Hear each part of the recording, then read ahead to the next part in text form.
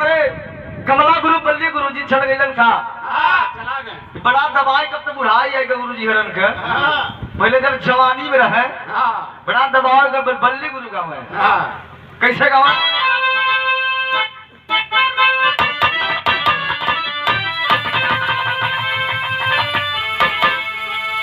गुरु जी हरे तो रुमाली सुमाली न ले छुच्छे अपन काम चला दे लेकिन यहाँ पर लवंडिया देखा ले थे लेकिन ये बड़ा मजेदार बल्ली गुरु गाँव रहता तो और मजा दे चल गए देखते पूरी सबराह मिल गई का गाँव है गुरु जी का कहे कि हमारे घुंघूटा पे हो कि हमारे घुंघूटा पे बैठई मैना छिराई उड़वा दे से नाई मुने हो बल्ली गुरु का प्रसन्न किस रहा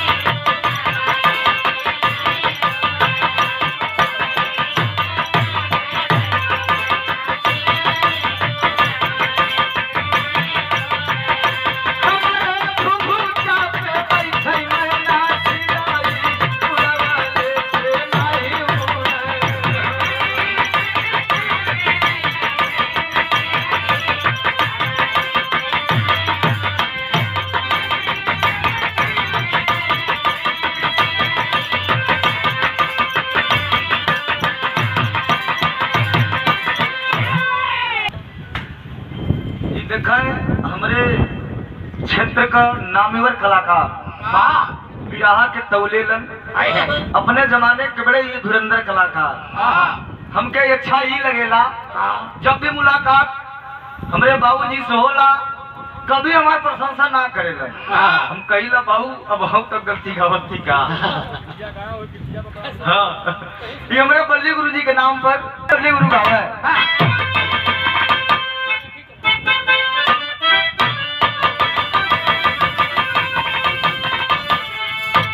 एकदम बड़ा बढ़िया मौका रहा गुरु जी चल गए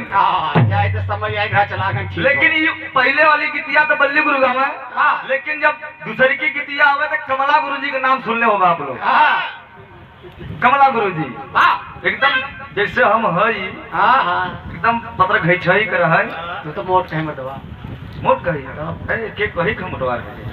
हमारे कमला गुरु अपने जवानी के आलम में गाय के चला गए वैसे तो हम जाब महाराज में बियाह ना शादी काहे भेजे था भाई हवा गाई घर ना जाब हमारे कमला गुरु गाँव बड़ा लहाई गाँव मिर्जापुर का खाटी चीज हो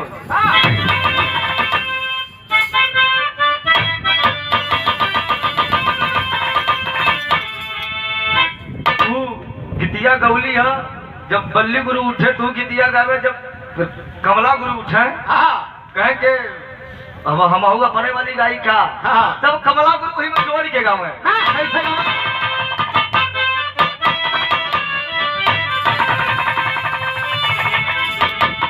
कि सखी चला चली हो कि सखी चला चली पिराना के देश हो जहाँ हो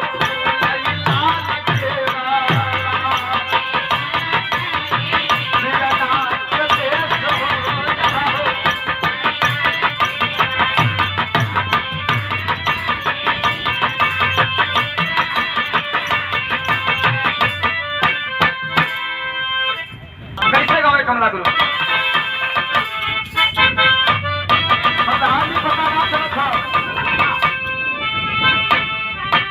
कि सखी चला चली हो कि सखी चला चली